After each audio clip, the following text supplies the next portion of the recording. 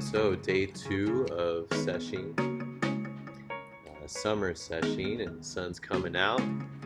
It's actually almost feeling like summer.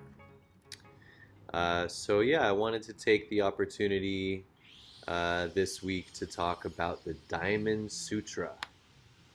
The Diamond Sutra, or the Sanskrit name. It's really hard to pronounce. Sanskrit name Vajrachedika. Vajrachedika Prajna Paramita Sutra. So the Diamond Sutra, it's known as the Diamond Sutra because diamond can be really sharp and it can cut away your delusion, cut away all of your concepts of what this is, of what you are. The Diamond Sutra is also kind of famous as the awakening, the turning word for Hui Neng, or the sixth ancestor, who's a famous guy in our lineage. He was walking down the street, he was a woodcutter, and he heard the Diamond Sutra being spoken on the street, had an epiphany, an awakening, an aha moment, and decided to leave his life and become a monk.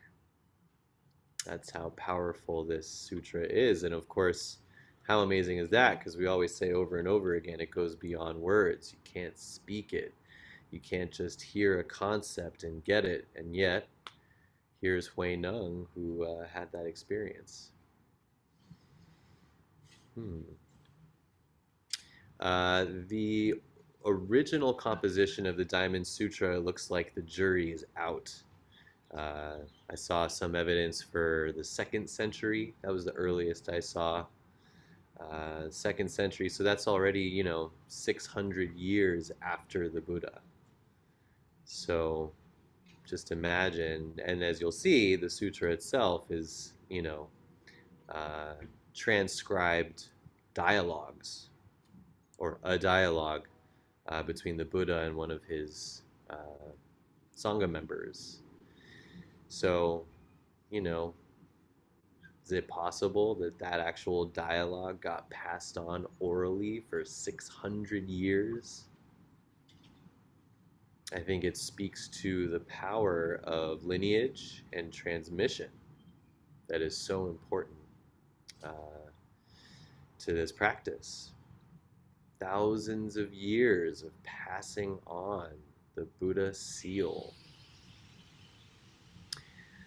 So, yeah, 600 years after Buddha, someone decides to write down in Sanskrit this particular dialogue. It's pretty short. It's in the Prajna Paramita genre of sutras from the ancient Buddhist texts.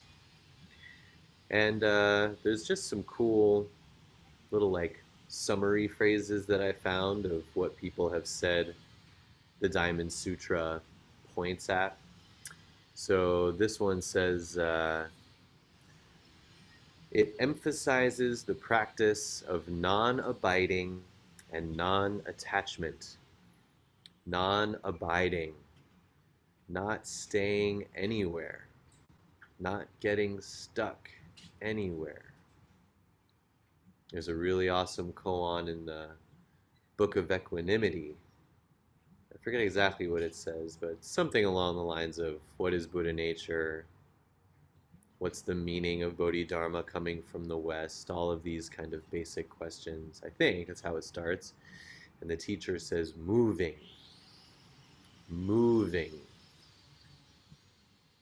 Can we constantly be moving? Not abiding. Not staying anywhere in our thoughts, in our practice, in our behavior. Kind of makes me think of counsel. When we do counsel, we say one of the guidelines is spontaneity. And I love that. It's more than just speaking spontaneously, it's being spontaneous, reacting spontaneously. To really do that in our life, even when we're just brushing our teeth. Some of us have brushed our teeth tens of thousands of times. Can we do it fresh every time? For those of us that are working on koans, uh, can we revisit and visit and work on every koan completely fresh, not abiding in a right or a wrong? Oh, I have it now. That's abiding. So, yeah, non abiding, non attachment. And sesshin is just the best time to practice that, not abiding. If we're really putting forth that effort and that intention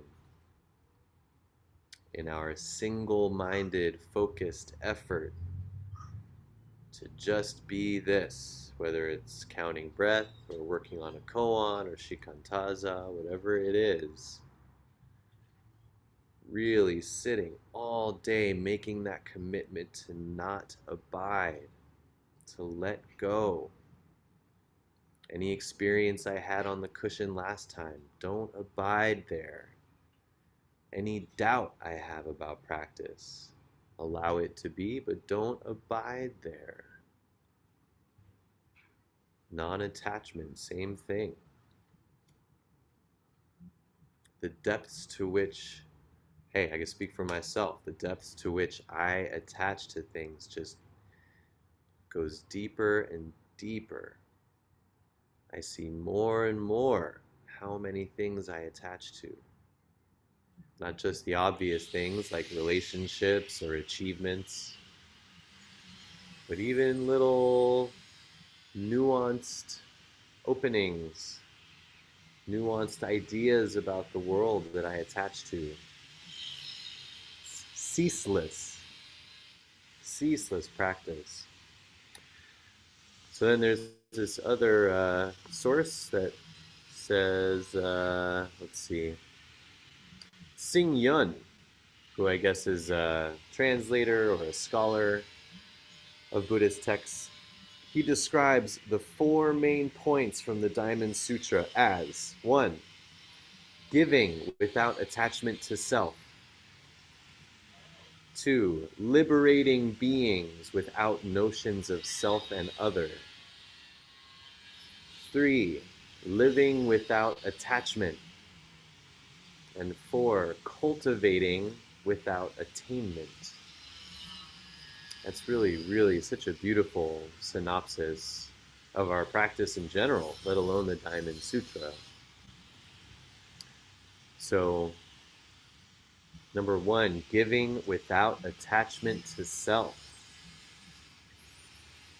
How hard is that? To just give of myself, to be generous. The 8th Bodhisattva precept is to not be stingy. I think our Yasutani documents talk about that as, or a lot of people talk about it as being generous with the Dharma. With the Dharma, with money, with time, with love. Being generous and giving without attachment to self.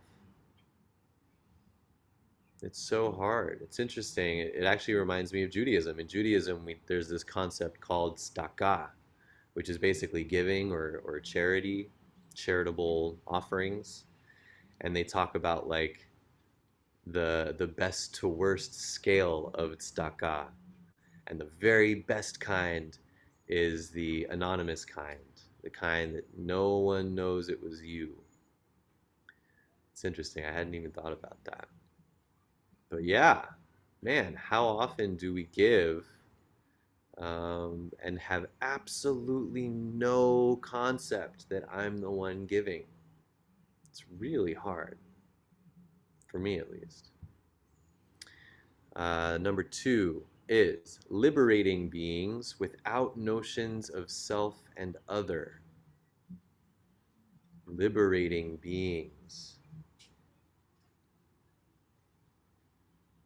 I wonder how that's the same and different from giving. There's so many stories, obviously, of teachers, masters, bodhisattvas who liberate beings by taking away, right? That's the sword of Manjushri, gives life and takes it away. So this liberating, how do we do that? There's that other story. Ah, I forgot who it was. Maybe Layman Powell. No, I forget who it was, but there's another famous story where there's a bunch of monks walking through town and they're supposed to be like either doing kinhin or some kind of meditative walk, or maybe they're like doing a begging or a ceremonial kind of walk through town, and the monk sees this random civilian like fall, and he gets out of line and he goes and picks him up, and the teacher castigates him. He castigates him for lending a hand. You broke the intention that we all set together because you wanted to like be a good guy. That's interesting.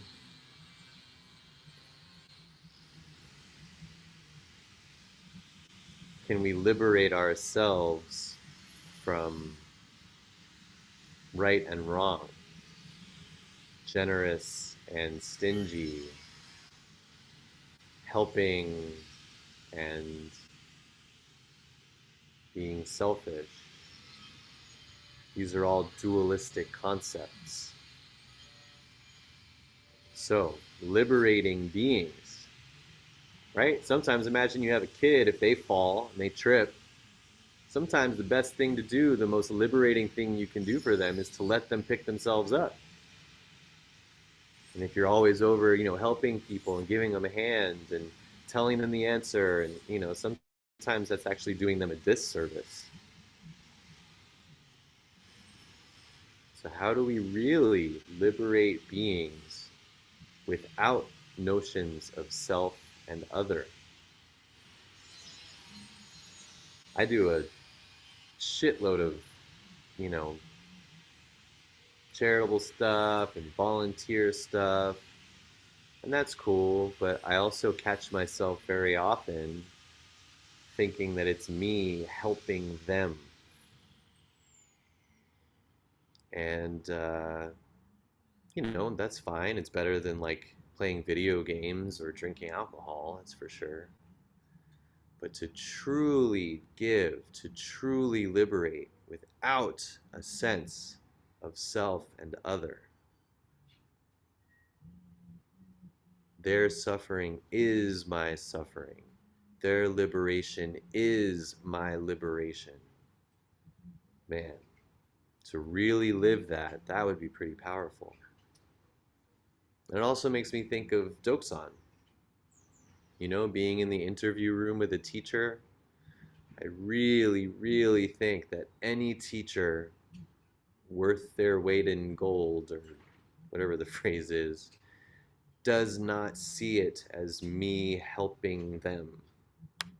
It really is both of us liberating together. And it's, having now been on the other side as a teacher in the interview room, I can definitely attest that I get awakened, slapped in the face, liberated, taught all the time by the people that I see. And that's what it really has to be in there. It has to be a mutual awakening. If there's any sense of, this person giving to me, I think it misses the mark. And yet, when you go into that room and you make your bow, you're saying, please help me. So it's both, right? If we're truly going to be non-abiding, then we have to have no notion of self and other, and no notion of self and other. That's true abiding. That's true non-abiding. The third thing that this guy Sing Yun says about the Diamond Sutra, it's about living without attachment. So we already kind of talked about that. But yeah, to me, the operative word there is living constantly, every second, building something, going to the bathroom, talking to my mom, every second, being careful. I just read a commentary by Aitken Roshi where he was quoting someone, I think it was Uman, and one time Uman was asked for like the ultimate teaching. Please tell us, what is the ultimate teaching? And he simply said, be careful. And actually, the Buddha said the same thing on his deathbed, right? Tread cautiously or something like that.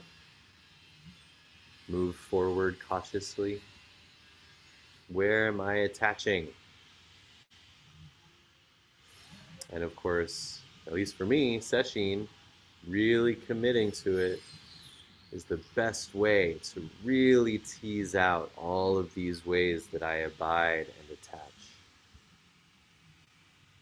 And then the fourth thing this guy says, it's about cultivating without attainment. I love that. We talk about that so much here.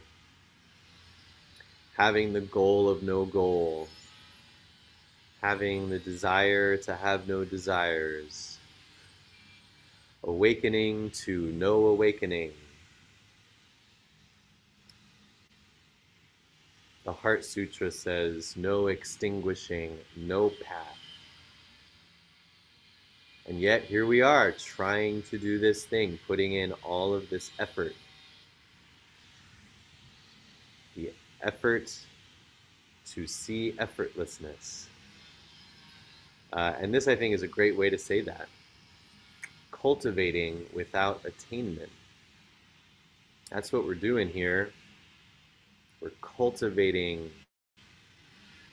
intimacy with our life, with our true self, with emptiness, enlightenment.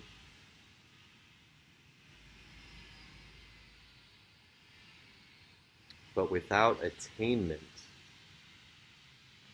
right? Usually we think we cultivate plants, we cultivate the earth so we can bear fruit or veggies.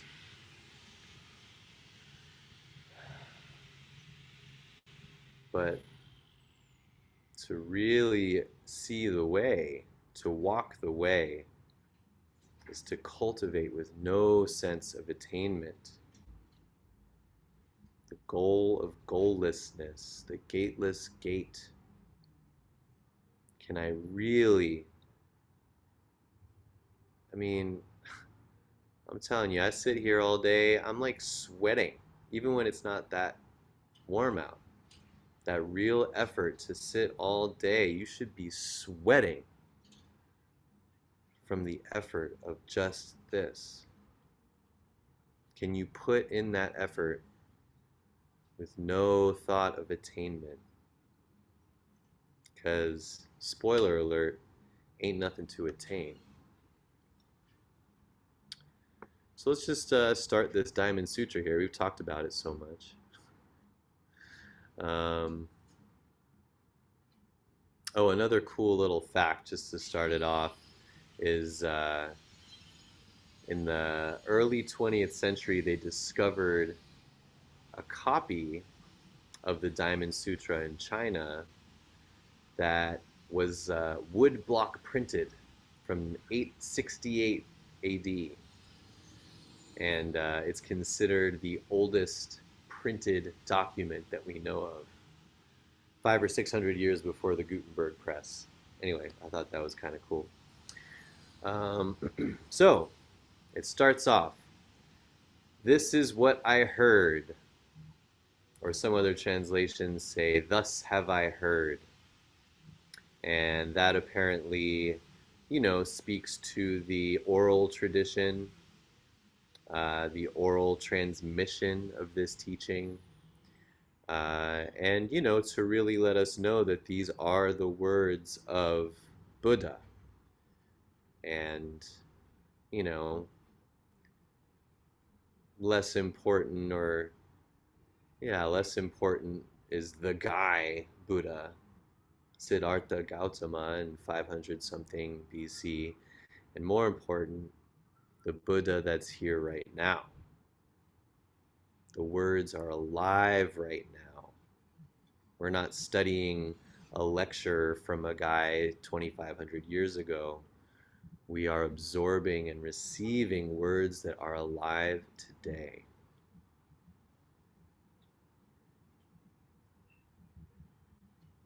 So, thus have I heard. Who's the I? At one time, the Buddha was staying in the Jeta Grove near the city of Shravasti, India, where the Buddha is from. With him, there was a community of 1,250 venerable monks and devoted disciples.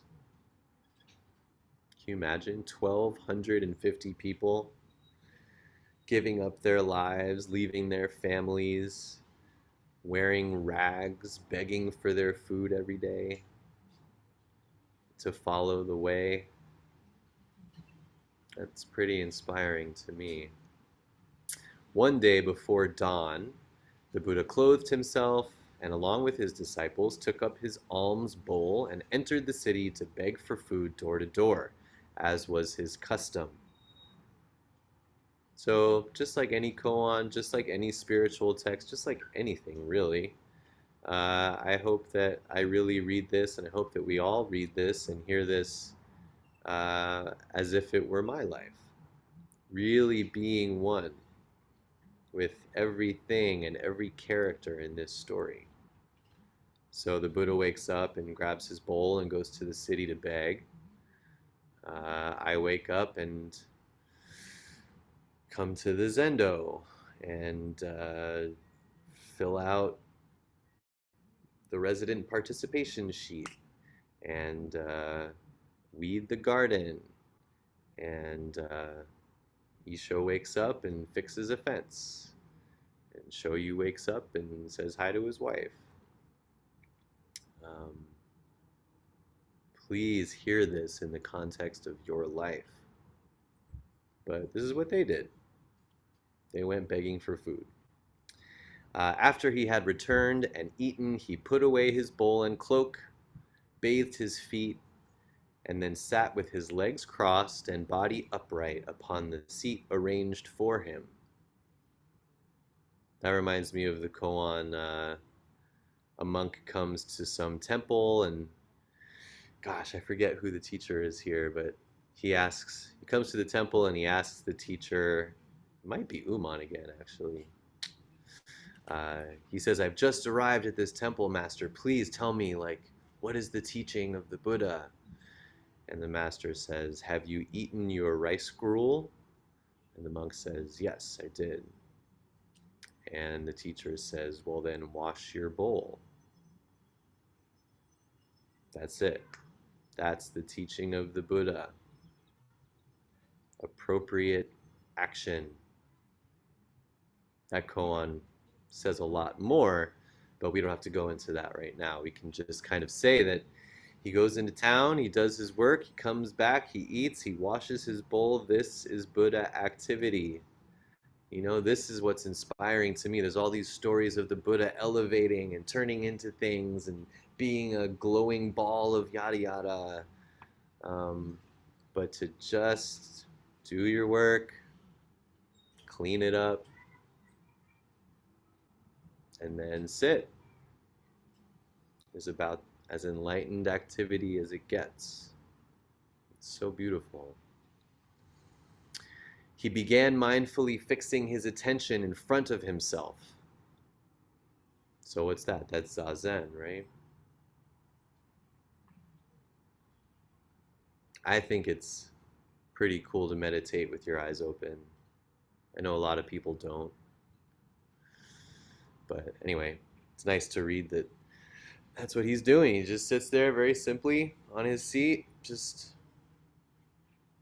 focusing right in front of him. Many monks approached the Buddha, and showing great reverence, they seated themselves around him. So that's chapter one, just setting the scene.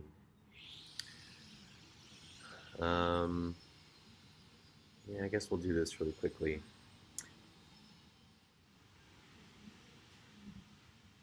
Yeah. So after a time, a most venerable monk named Subhuti, who was sitting in the congregation, rose from his seat. He uncovered his right shoulder, placed his right knee on the ground, and as he joined his palms together, he respectfully bowed and addressed the Buddha. So this is a venerable monk, right? So he's really genuine, and he is deep in his practice, dedicated to his practice. Not quite sure what the taking the robe off of the right shoulder means, but I assume some kind of cultural respect thing.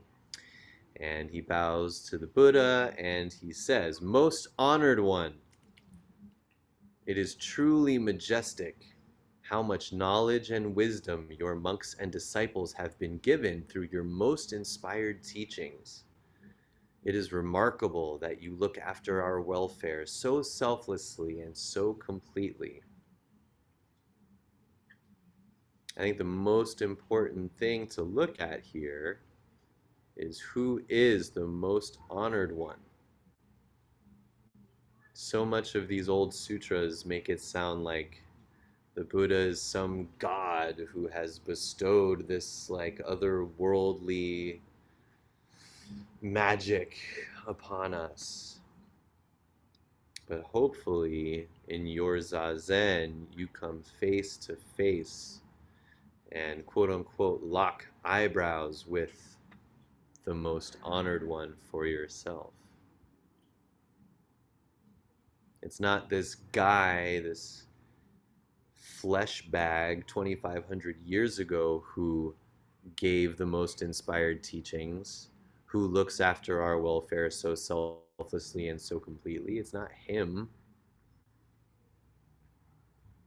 Who is it?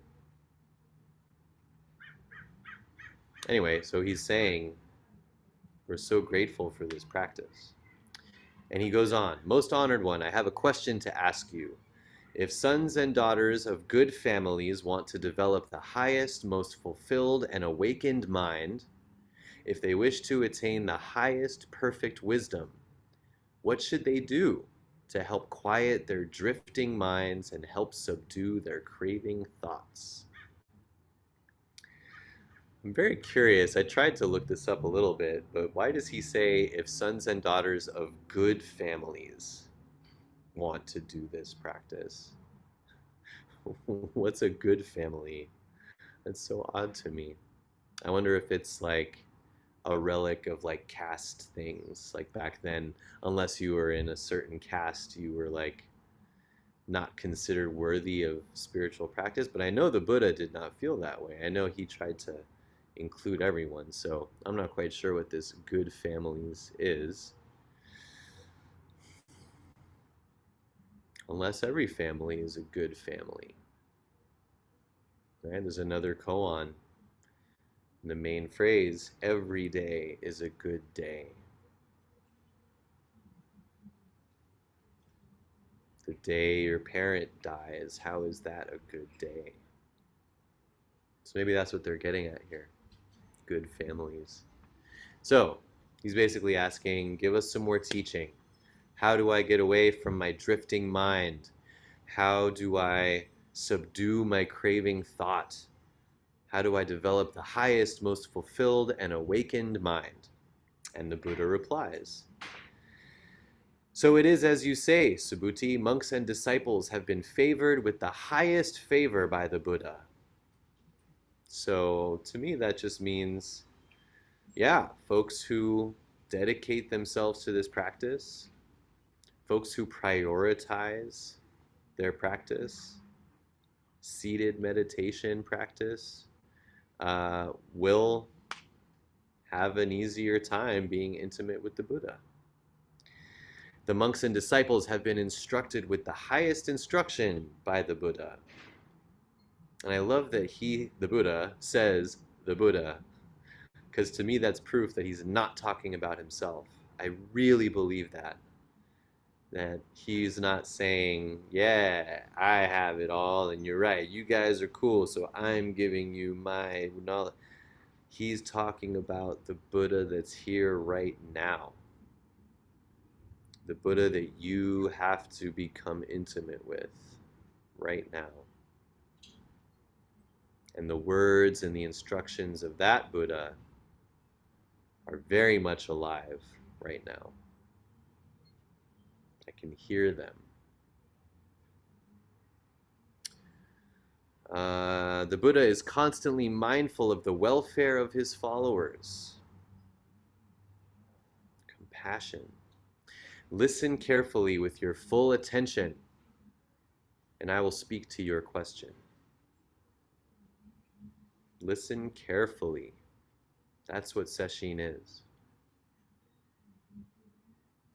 If sons and daughters of good families want to develop the highest, most fulfilled and awakened mind, if they wish to attain the highest perfect wisdom and quiet their drifting minds while subduing their craving thoughts, then they should follow what I'm about to say to you. Those who follow what I'm about to say here will be able to subdue their discriminative thoughts and craving desires. It is possible to attain perfect tranquility and clarity of mind by absorbing and dwelling on the teachings I am about to give. So we'll stop there. That's the end of the second chapter. Um, so there's already, I think, tons of teaching and tons of koan and tons of things to absorb and help us to awaken already. But tomorrow we'll start with chapter 3, where he kind of goes into more instructive expounding.